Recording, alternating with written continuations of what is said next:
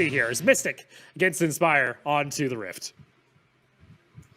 And spawning in, we shouldn't see too much of a cheeky play. We have seen a couple of instances where there were early invades, but even those have mostly been coordinated by the jungler. This time around, stacking the Amumu and the Blitzcrank could give them enough reason to try and look for something. Otherwise, we could also see the Blitzcrank just look to try and deny the jungler, because it's so difficult for junglers to pick up the buffs by themselves, and delays a lot of time. It requires a lot of investment coming through, right? So the Blitzcrank just walks over and uses the rocket grab, that really punishes the enemy jungler hard. Could have, but instead they say, all right, you know what, we don't need to be any kind of crazy. They realize, all right, that buff's not going to be started. Ward is there, though, and that gives you information where this jungle is pathing during the early portions of the game. And we have seen before that early aggression in the jungle and early first bloods being translated can be crucial to just taking over the game entirely. And so moving into this, the early game has been pretty impactful. So Malphite actually going to be moving into the jungle, it looks like. That's a bit of a change coming through. Okay, interesting choice. Malphite moves into the jungle, but it comes back into lane. Okay, so there we go. Malphite's still going to be laning, just went over into the jungle to try and give a little bit of assistance to their side. Yeah, I think just there to provide a little bit of assistance, trying to make that clear just a little bit faster. What I do like, though, is we are seeing a really fun skill-based matchup in that mid lane. You got a Fizz versus Zed. That's a very slippery combo between the two champions, so we might be seeing some, you know, insane 1v1 outplay moments. We'll have to see. The one thing I do want to note, though, is for VY, that did put them down a minion or two, and like we've mentioned, it's not necessarily the end of the world, but we do see what happens if that CS as well as that experience advantage starts to grow for your opposing lane. And the skill matchup that kind of forms in the mid lane is a little bit Fizz favored.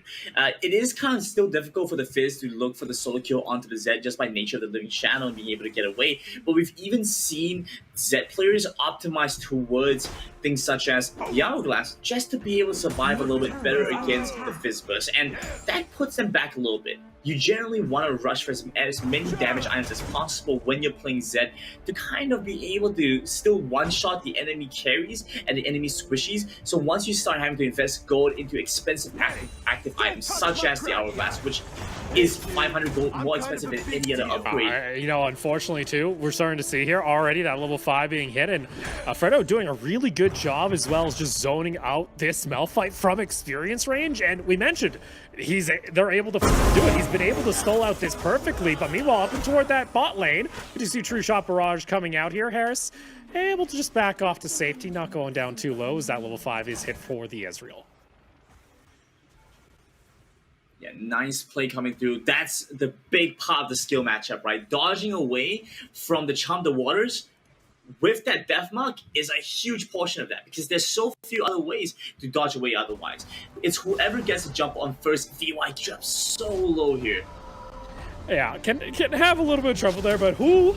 All right, VY maybe a little bit too close to comfort. Predator was possibly looking for that dive, but decides not to do it himself. And interesting enough, Lee Sin spotted out in toward that dragon pit, so is going to give a little bit of information here over to the side of Indonesia, and we'll see whether or not they're able to make use of kind of that knowledge. But so far, so good it seems on both sides. That top lane, though, I think is going to start becoming a little bit of a concern here for the side of Indonesia if that Olaf is continually just getting an experience lead. I mean, it always helps if you know what the enemy jungler is. That being said, though, Lee Sin has a lot of mobility, so won't make too much of a difference. Can end up in many sides of the map at once. So far, vision control a little bit lacking on the side of Inspired. They are playing a little bit safer, though.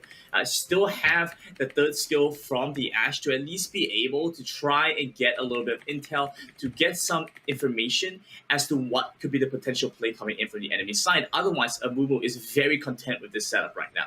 Continues to farm, get his items, get his tanky stats, get his tanky items, and moves into the next phase of the game while he's strong and able to take a number of these fights. It looks like Inspire are very content with how things have been going. Now it's up to Mystic to find some kind of initiation, to find some kind of play, because Lee Sin performs best in this early to mid-game phase.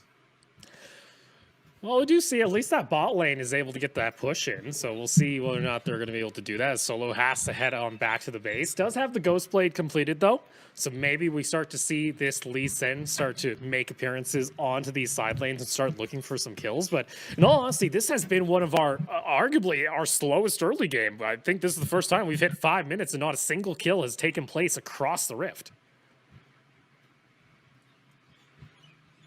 Interesting to see that neither side is really going for an aggressive play. I think it's been difficult. Like we've mentioned, Inspire and Mystic very close in skill, so it's not as easy for them to go for these solo kills, these aggressive plays, invading into the enemy jungle alone. Up top side, honestly, that's been our closest matchup. Right, we've been seeing the Olaf versus Malphite matchup the closest so far. Malphite always getting taken down, and Olaf generally does pretty well that lane. You do see, though, that a little bit of an invade now coming out from Mystic. They want to try and get aggressive. They say, all right, you know what? This Lee Sin has that first item completed, but not able to do a whole lot there over the wall. That Fizz actually goes as well. As, again, I'm kind of disappointed. I really wanted to start to see some action via this mid lane. Again, these are both assassins that want to roam forward, but as you see, again, just aggression coming out. Solos just makes an appearance in mid lane. You know what? Living Shadow just gets them back to safety. Unfortunately, they're not able to transpire anything else. Living Shadow being safe defensively like that is a pretty interesting sign. Meanwhile, we'll take a look up into the Baron lane. Oh my. Oh no, there you go. Dragon's Rage into the Sonic Wave, and there you go. It's First Blood finally coming on the board, but immediately going to be answered here with the Dragon coming out from Inspire. At least looking to try and pick this one up to respond with that top lane kill is a good move coming in from Inspire, getting the neutral objective. They're not too concerned, even with the loss of the first turret. They can still look to try and push forward despite all of that. So right, gonna be pretty satisfied with that little bit of a pickup. Otherwise, we're starting to see them come to a point of power because now we have the bigger Mumu ultimate, we have the Ashe ultimate. They can start looking to group up a little bit. Once the initial turrets get taken down, Rift Out is a pretty big objective considering how much wave clear is available on both sides. It can really help to start break open the map. Well, there you go. We'll see whether or not that's going to actually be the case here, as still only that single kill in trade for Drake. And man, Grandin, if you were telling me this would be the scoreline at 7.5 minutes, I'd say this is one of our more patient games. But in that mid lane, there you go, some decent damage coming out here from Jazz, forcing out the flash. And no Zhonya's now being available for the Fizz. Still has Ignite, though. You do see for now they want to back off, but now Fredo starting to get themselves a bit of that experience gap starting to form, as that's now 2 levels above. Meanwhile, Solo's into the mid lane, gets the flash on down, but the Living Shadow able to avoid that resonating strike from coming through from Solos. And again, close but no cigar. Still only the single kill so far between these two squads. Honestly, such great play coming in from the Zed. Being able to dodge away from a number of these ganks, dodging away from these kills, knowing when to use his death mark, how to counter against the Fizz, has taken away every form of counterplay away from this Fizz player right now. Just waiting for the right moment to start being able to pick up kills. And it's really terrifying if you're on the side of Mystic, because you don't want to give this chance to let him start scaling up. We've seen what happens when he gets the solo kill. He starts stacking it up. He acts as a big threat in the other lanes. He's able to move over and start going for the split push, being able to take down turrets when the enemy looks to try and respond by going elsewhere in the map. Otherwise, just going to use this Rift Herald to dish a bit of damage onto this enemy turret. I think he's going to go for a second charge, yeah. Yeah, they didn't actually get a whole lot there, because that tower was just going to go down pretty easily as they were able to zone off the opposing members of that squad. But instead, for now, only able to get a little bit of pressure. But that mid lane tower going down here on the side of Inspire does mean that this Fizz can push up a little bit, and we can start to see that roam come out here, and that Zed has to kind of deal with that kind of pressure that's going to be exerted from that midsection of the map. Meanwhile, though, bot lane starting to lose out here, as that's going to be the bot lane tower going down here in favor of Inspire. Yeah, bottom turret going down means a little bit less safety for the Ezreal for the Sona, but I think they should still be okay. Ezreal generally needs a little bit more time to start scaling up, start ramping up when he gets his Muramana, and is able to do a lot of damage. So he should still be content with the way things have been going in lane for now. Loses the turret, they scale up, they should be able to go for some team fights after on. Honestly, so far things have been going pretty well for Inspire. Mystic definitely unhappy about how things have been going, but it could be going better, right? They are playing a little bit into Inspire's hands, where Inspire is looking to just try and scale up and get stronger while they wait for Mystic to hit their power spike and then start falling off. Because Indonesia and Inspire right now are capable of getting stronger as the game goes on, whereas Mystic, they hit a certain point, they spike up, and then they drop after. Oh, there you go. Nice hook underneath tower, though, but in comes that Fizz trying to get the damage on down. It's going to be a 1-for-1. Ashe going down low. In comes the Lee Sin as well. A beautiful stun, though, underneath the tower is able to just delay them a little longer, but unfortunately, that is going to be the trades coming on through, and the poor Amumu will fall as well, and that Olaf has now come online, and that is going to be multiple kills going in favor of Malaysia. Meanwhile, mid lane, though, we finally see Jess appear back onto the map, and they're going to try and at least get the second-tier tower in mid. Good call coming in from Inspire to at least go for this push in the mid lane, so they're trying to respond in turn. VY has to flash away from this one. Solo still looking aggressive, chases in as the Olaf come in with the kill. Unfortunately there, Jess is going to see their teammate fall. The Malphite gets just turned into dust and stone.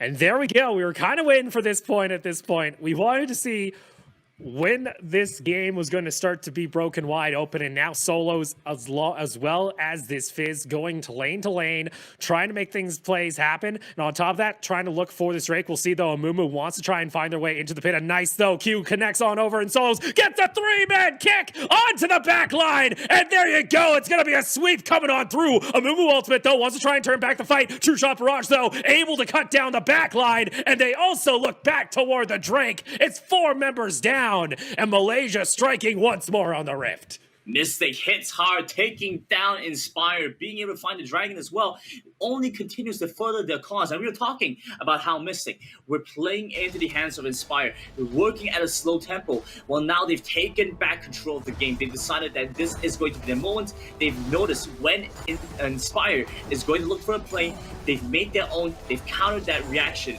they've countered the call that Inspire made. And now they're going to be up ahead. They should be looking to see how they want to translate this into the next play. But now you kind of look here, Inspire, this is kind of your first match that you're starting to feel a little bit behind, and possibility that this perfect win streak throughout the Pentaboom Showdown comes to an end as Mystic came to play here, and you start to see that aggression trying to translate lane to lane, starting to take objectives. My question is here, Grandin, do we expect Inspire to be able to let this game go long enough that they can scale back here? Maybe the Zed can find a key member during a team fight? Or are we just going to keep on seeing Malaysia just kind of run it through and start just taking all these fights? Like we mentioned, you could see Inspire come in and start scaling up once Mystic drops in power.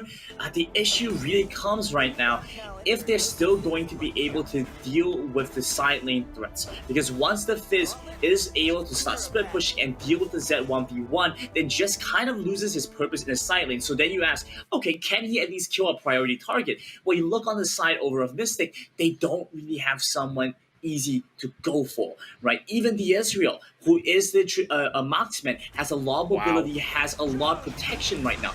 Very difficult to take him down. They're looking for this early Baron. They're trying to cement the win before the enemy team can respond. Here comes Jesso over the one side, and Mumu as well into the backside, and they steal away the Baron! And oh no for Malaysia! It is a tragedy, as just like that, Inspire are able to find their way back into this game. You see Fredo gonna try and do what they can, but unfortunately, the collapse came through, and just like that, that massive lead goes down the drain as the Amumu comes in to steal it away. Maybe they trade back a kill, but that massive advantage just gets wiped from the Rift, and they're taking the second tier tower in mid.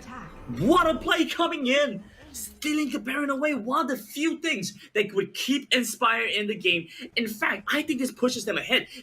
I don't think that Mystic has a way to try and deny the push coming in, so they should just be able to pick up the inhibitor turrets. Once they're able to do so, They've gained control back of the map. They can scale back up. They can look for time to farm if they want to.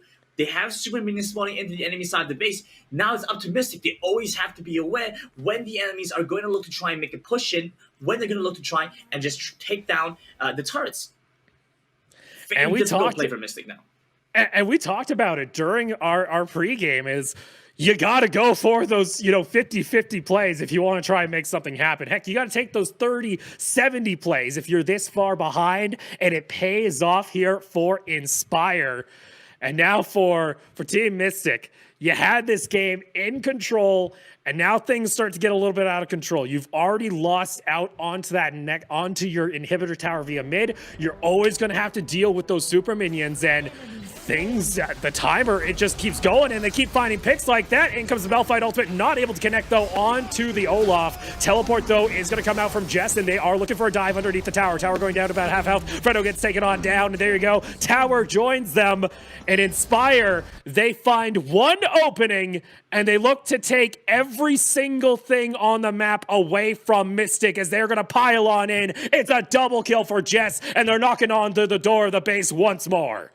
Like you mentioned, you have to go for the 50-50 plays, and just being able to steal away the Baron, I mean, that's a critical moment. Now going into the Nexus, looking to try and end things off. The Curse of the Set Mummy won't even be needed, as jumping into the back line, the Fizz looks to survive a little bit longer, but doesn't have to help do so. They're on the Nexus, they're looking to end things off. And there you go, Nexus falls, and you can see the celebration coming on through. It was a barn burner, but Inspire able to bring